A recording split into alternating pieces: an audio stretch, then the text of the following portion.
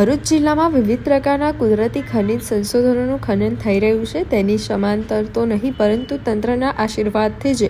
કાયદેસર કરતાં પણ ગેરકાયદેસર રીતે ખનન માફિયાઓ દ્વારા બેફામ રીતે થઈ રહ્યું છે. જો સાંસદ મનસુખભાઈ વસાવાની જવાબદારી વહીવટી તંત્રના અમલદારો અને ખાસ કરીને જિલ્લા સમાહર્તા તરફથી અવારનવાર રજૂઆતોને મુદ્દે અવગણના કરાતી હોય તો પછી જે તે ખનિજ પ્રભાવિત વિસ્તારના સામાન્ય કે જાગૃત નાગરિકોની તો સી વિસાત. આમ જોઈએ તો સરકારી કચેરીઓના સરકારી બાબુઓની પ્રશ્નો નહીં ઉકેલવાની માત્ર આટલી જ સાબિતી એ જ પારદર્શી વહીવટની ચાવી ખાસ છે. માનનીય ભૂપેન્દ્રભાઈ યાદવ, કેન્દ્રીય વન અને પર્યાવરણ મંત્રી શ્રી માનનીય ભૂપેન્દ્રભાઈ પટેલ, મુખ્યમંત્રી શ્રી માનનીય હર્ષભાઈ સંઘવી, ગૃહમંત્રી શ્રી માનનીય મુકેશભાઈ જીણાભાઈ પટેલ, વન અને પર્યાવરણ મંત્રી શ્રી, ગુજરાત રાજ્ય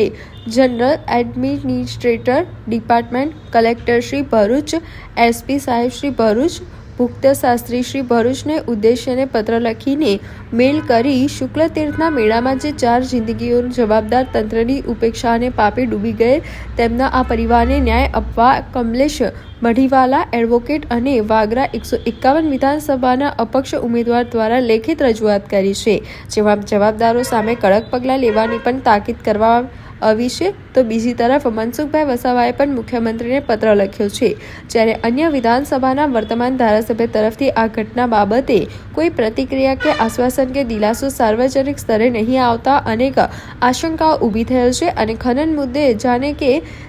જે તે લીઝ ધારકોને બચાવવાના પ્રયાસો થતા હોવાની શંકાઓ મેળા દરમિયાન લોકચર્ચા પરિણામ છે. જ્યારે લીઝ તંત્ર દ્વારા ફાળવી જે તે લીઝ ધારકોને પેટા લીઝ ફાળવવાનો અને લીઝ ચલાવવાનો પરવાનો કોને આપ્યો? આવા અધિકૃત લીઝ ચલાવનારાઓની તપાસ ખાણ ખનીજ કે મહેસૂલી તંત્ર દ્વારા કેમ થતી નથી? લોકચર્ચા મુજબ ખાણ ખનીજ ઓફિસોમાં લીઝ માફિયાઓના માણસો અડ્ડો જમાવીને બેઠા છે અને જેમની લીઝ છે તેમના તરફથી કચેરીમાં 10 થી 15,000 રૂપિયાના પગારે માણસો મૂકવામાં આવેલા હોવાનું પણ ગુપ્ત સૂત્રો દ્વારા માહિતી મળે છે. જે ઓફિસની તમામ ગતિવિધિઓથી લીઝ ધારકોને વાકેફ કરી અને કઈ તરફ રદ થવાની છે તેની માહિતી સેકન્ડોમાં પહોંચતી કરી દે છે. જો ખાણ ખનીજ કચેરીના સીસીટીવી ફૂટેજ કોન્ફરન્સમાં આવે તો બિન અધિકૃત રીતે કર્મચારીઓ સિવાય કોણ કચેરીમાં પડ્યા પાથ્યા રહે છે તે જાણવા મળે. સાંસદ મનસુખભાઈ વસાવા સિવાય સત્તાધારી પક્ષના ચૂંટાયેલા પ્રતિનિધિઓ કે સંગઠનના હોદ્દેદારો પણ જિલ્લા તેમજ લોકસભા વિસ્તારમાં આવેલા ગામોની ખનીજ સંપદા બાબતે લોકોને પડતી હાલાકી તેમજ પ્રશ્ન ઉઠાવવા કેમ તૈયાર નથી? સંકલન સમિતિની બેઠકમાં ખનીજ ખનન અને પ્રભાવિત વિસ્તારોના લોક પ્રશ્ને ગાજ્યા પછી પણ જવાબદાર વહીવટી તંત્રના અધિકારીઓ જનતાના મતોથી ચૂંટાઈને આવેલા અને તેમના પ્રશ્નોના ઉકેલમાં લોક પ્રતિનિધિઓનું વહીવટી તંત્ર કેમ સાંભળતું નથી? કે પછી અમલદારો પ્રશ્નો નહીં ઉકેલે ને તેમાં વિલંબ કરીને એકબીજા ઉપર ઢોળીને જનતાને પ્રતિનિધિઓની સામે કરી તેમનો રાજકીય ગ્રાફ બગાડવાની સાજિક કે ષડયંત્રનો ભોગ હોવાનું પણ જાગૃત નાગરિકો કરી રહ્યા છે. ભરૂચની સરકારી કચેરીઓની ગુપ્તતા અને વહીવટી પારદર્શિતા સામે પણ અનેક સવાલો ઉઠી રહ્યા છે. દલાલો, વચેટિયાઓ અને એજન્ટોનું રાજ ચાલતું હોવાની બાબતે જનપ્રતિનિધિઓ તપાસ કરાવશે કે પછી ભરૂચ જિલ્લામાં ક્યાંથી વિવિધ કુદરતી સંપત્તિની લીઝ નીકળે છે તેવા પ્રભાવિત વિસ્તાર અને ગામડાઓના નાગરિકોને પડતી હાલાકી અને તેમાં માર્ગ અકસ્માત અને ડૂબી જવાની અનેક ઘટનાઓ પછી પણ જવાબદાર તંત્ર સાબદું નહીં થતા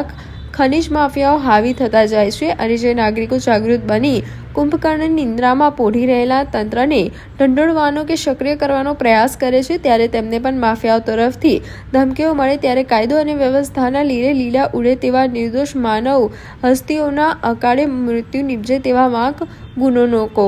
તારીખ 27/8/2020ના રોજ ગુજરાત સરકાર 120 પાનાના ગવર્મેન્ટ ગેજેટના નિયમ કરેલા નિયમો, ધારાધોરણો, હરાજીની શરતો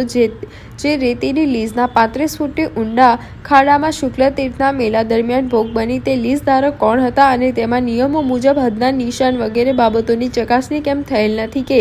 જવાબદાર તંત્ર તરફથી આજ દિન સુધી FIR પણ નોંધાવવામાં આવી નથી? માનવ જિંદગીઓનું મૂલ્ય કરતાં ગ્રામ્ય પંચાયતની મેળાની આવક તેમજ ખાણ ખનીજ વિભાગની રેતી ખનનની રોયલ્ટી આવકનું મહત્વ વધારે માનનીય મૂલ્યોની ધરાહર વહેલના થતી હોવાનું દેખાય છે, જેમાં ભ્રષ્ટાચારની સિસ્ટમ જવાબદાર છે. જિલ્લામાં અનેકવાર અને સમયાંતરે મીડિયા અને સોશિયલ મીડિયાના માધ્યમથી જવાબદાર તંત્રને ચેતવવામાં વાચા આપવામાં આવે છે તેમજ જનતાની સાર્વજનિક સમસ્યાઓને લગતી રજૂઆતો કે તેમને સાંસદ દ્વારા જાહેરમાં ઉઘાડો લેવાતો હોવા છતાં નફ્ફટ સરકારશ્રી તંત્ર માફિયાઓનો ખોળામાં કયા છે. કાયદો અને સુરક્ષા વ્યવસ્થા અને પછી બધું વિપક્ષના માથે ઢોળી વિપક્ષ નેતાને ગુમરાહ કરે એવો મુદ્દો સાર્વજનિક સ્તરે વહેતો કરવામાં આવે તે કેટલે અંશે વ્યાજબી. ખાનપટ્ટો આપવા બોલી બોલવાના માપદંડો, ટેન્ડર અને ટેન્કરના દસ્તાવેજોની મંગાવાતી નોટિસો, હરાજીની પ્રક્રિયા, ગ્રાન્ટ આપવાની પ્રક્રિયા, ખાનપટ્ટા માટેની અગ્રિમ ચૂકવણી, ખાનપટ્ટા આપવા માટેની કામગીરી અને જમીનગીરીઓ, ખાનપટ્ટાની મુદ્દત, ખાનપટ્ટાનો વિસ્તાર, મહત્તમ વિસ્તાર ઉપર નિયંત્રણ, ખાનપટ્ટે લીલાની જવાબદારીઓ, સત્તા અને વિશેષાધિકાર વગેરે અનેક બાબતોને ગેજેટમાં સરકારના વૈધાનિક અને સંસદીય બાબતોના વિકાસ વિભાગ તરફથી પ્રસિદ્ધ કરાયું છે. તેમજ ગુજરાત સરકારના ઉદ્યોગ અને ખાણ ખનીજ વિભાગના જાહેરનામાનો પણ ભરૂચ જિલ્લામાં સારા આમ ભંગ થઈ રહ્યો હોવા છતાં સરકાર દ્વારા કોઈ ઉચિત પગલાં કેમ લેવાતા નથી. જિલ્લા ભરૂચમાં ખનીજ ખનન મામલે જિલ્લા સંકલન સમિતિની યોજાયેલી બેઠકમાં થયેલ તડાફડી શું બાબત છે અને અનેકવાર રજૂઆતો અને આવી તડાફડી પછી પણ જિલ્લા સંપાહર્ત કરતી જવાબદારો સામે કોઈ ઉચિત કાર્યવાહી કરી હોય તેવો એક પણ દાખલો નથી. અગાઉ પણ મહાકૌભાંડની અને અપ્રમાણસર મિલકતો વસાવનાર તેમજ હાલમાં એન્ટી કરપ્શનમાં પકડાયેલ રાજ્ય સરકાર જેને પદચ્યુત કર્યો એ સિસ્ટમ જામીન સમયમાં નર્મદા નદી પટમાંથી કરોડો મેટ્રિક ટન રેતી, માટી અને બીજી ખનન સંપદા ખનીજ માફિયાઓ સાથે ભાગીદારી કરીને ખોતરી ખાવા છતાં જિલ્લા સંપાહર્તાએ તો ઠીક પરંતુ રાજ્ય સરકારે પણ યથાસમયે ઉચિત પગલાં લીધા નથી અને ભરૂચ જિલ્લાને ભ્રષ્ટ જિલ્લાનો કલંક લગાડવામાં કોઈ પાછી પાણી કાઢી નથી. ત્યારે આજે પણ ખાણ ખનીજ કચેરી તેમજ જવાબદાર કચેરીઓ જાણે કે ખનીજ માફિયાઓના હવાલે હોવાનું વાસ્તવિક તારણ નીકળે તે યોગ્ય છે. એક તરફ જિલ્લાનું ભૂસ્તર ખાતું સ્ટાફ ઓછો છે તેવા ગાય છે તો બીજી તરફ જિલ્લા સમાહર્તા દરેક કર્મચારીઓ મદદમાં લેવાશે. ત્યારે પ્રશ્ન એ ઉઠે છે કે લોકોની ચૂંટણી પૂરે રેતી ખનન અને નિયમ વિરુદ્ધ રાજ્ય ધોરીમાર્ગે રાષ્ટ્રીય ધોરીમાર્ગે સરકારી જમીનો પર ગ્રામ્ય પંચાયત વિસ્તારોમાં બેરોકટો ખડાયેલા કોઈપણ પરવાનગી વગર રેતીના સ્ટોક બાબતે સાંસદ મનસુખભાઈ જાહેરમાં ઉઠાવેલા પ્રશ્નોએ ખનીજ માફિયાઓનું જવાબદાર કચેરીઓ